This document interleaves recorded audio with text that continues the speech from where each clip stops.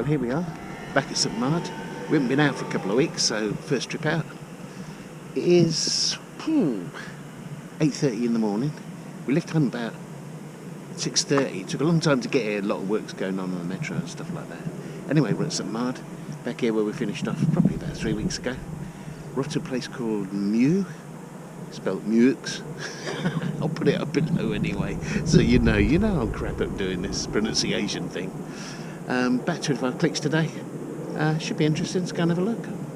Alright guys, so we're out and about again. We've only walked about 10 minutes from the train station. We're just about to start hitting the forest and stuff. A couple of new things I'm trying out this week. Poles. I always use poles when I'm doing big mountains, but I've never used them on the flat. And you know this route's quite flat anyway, so I'm going to give it a go. These were actually donated by my sister. I'm not sure they're donated freely, but they were donated. And I'm also going to try these. Now these are kind of like what they call trail running spats, right? Last time I was out, I got so much sand in my shoes that I actually wore away the socks, so I had to throw them away. And of course it's super uncomfortable. So I'm going to try these trail running things and see if they stop the sand getting into my trainers. That'll be an interesting one. I'll let you know how that goes. Let's get on it. Been going for a couple of hours now. Unfortunately it's a little bit boring for you guys. There's literally nothing, forest. Passed through a little village, but probably 5 houses. But, so, it is quite beautiful, and it's actually quite nice, especially in the shade. It's quite cool. Going to be about 33 out there somewhere. In here, probably about 25. It's not bad at all. So yeah, if we come across anything interesting, I'll let you know. But apart from that, sorry, apologies. Pretty boring.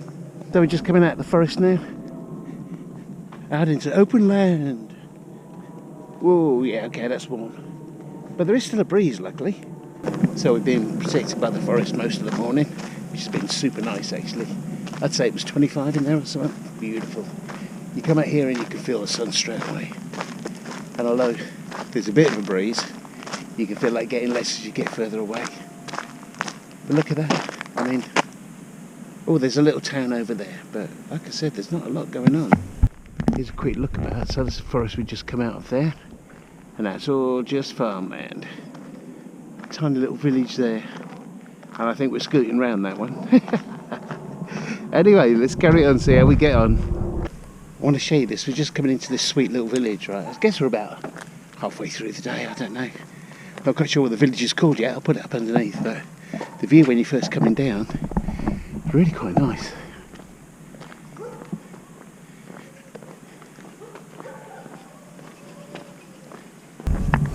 We're in a town called Montython. Okay, not Monty Python. Montython. Another big chateau. Another big chateau that we can't look at. You can't get anywhere close to it. I'll try and get you an aerial of it later on. But basically it's built in 1754 by the Terray brothers. It was originally a 12th century fortified castle, which of course fell into disrepair. It had a few turrets left. So in 1754 the Terray brothers built the chateau that's there now, but kept the turrets. So the turrets are from the original 12th century. The original moat that used to be round the fortified castle was turned into basically gardens and some pretty ponds, so the moat's gone. But like I said, I'll get you a picture of it. It's just a shame that these sort of things I can't really get any close to.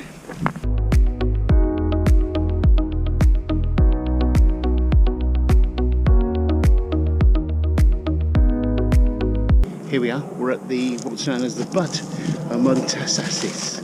Okay, butt basically means hill. It's about 164 metres high, so it's already higher than the highest place in Denmark, which was 147. Yeah, it's 164 metres.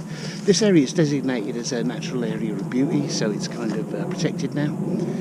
But this area here is very specific for, in 1914, when the Germans were invading France.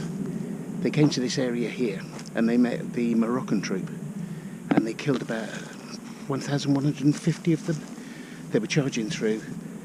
This was a cultivated forest at the time, so it didn't have any thickets, no streams, no nothing, so it was really difficult to hide. But weirdly enough, during that battle, the Germans just suddenly turned and left. They just retreated. Nobody knows why.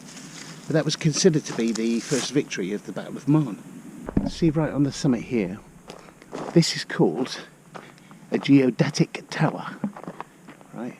And it's built specifically in that size and that shape so that cartographers can go to the tops of other hills and measure distances and heights based on what they can see from this. Obviously there wouldn't have been so many trees around at the time. Believe it or not, this geodatic tower was actually built in 1870 after another little war the French had with the Germans. I guess they weren't very friendly at the time. But before that, there was actually a telegraph station here. So a telegraph station was basically a big tower with some arms on the top of it. And then by which direction the arms were moving in would spell out letters of the alphabet. And it's actually, I'll give you a chart that shows you how they used to do that. So prior to 1870, this was actually a signalling tower. And then after the war with Germany, it was changed to a geodatic tower for cartographers. You've got to have a look at this. This is the signpost, the area we've just been to, where the Moroccan troop actually fell. 1,150 of them. There's a little, that's kind of like the memorial to them, really. And you've got to look at this. Look, there's the signpost on how to get there. We're coming into Meaux, or Meaux, or whatever it's called. So I'll just give you a few shots of us coming in. It's only about another kilometre to go, I think. There we go. Nice little bit of paint in there. Nice church. Hi guys, we're coming further into Meaux, or Meaux now. You can see behind me here one of the freshwater canals. So this runs all the way down the side of Meaux. Actually joins into the river. There's a big river that runs through the middle of it. But this is almost like the freshwater canal that helps feed it. But there's quite a few of these around here, especially around this sort of Paris region. Look at that. And it's super clear as well.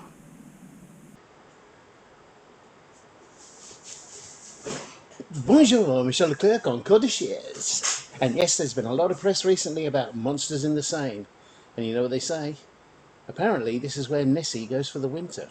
Anyway, I have sent out an absolute no expenses spared expedition to the canals of France that lead into the Seine to find if it's true.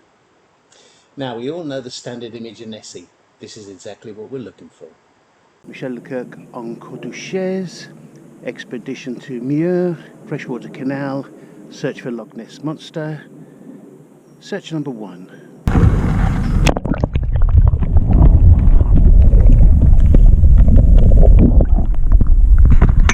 Search number 1 complete.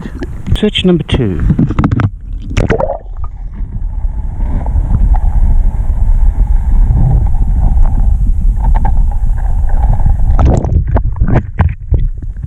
Now there's nothing. Pack it up. Let's go home.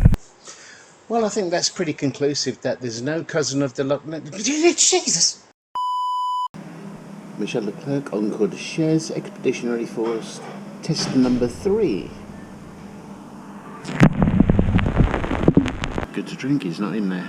Here we go, that's us done. We're at Meaux station. Try and get our way back to La Défense. So only 23 clicks today. Easy day out, very nice. Try and get back to La Défense now. It's holiday time here in Paris, so my local bar's going to be closed, so there's going to be no drinkies. Unless I've got a couple in the fridge at home, but we'll see how that goes. Anyway, time to get home. We'll be back out again soon.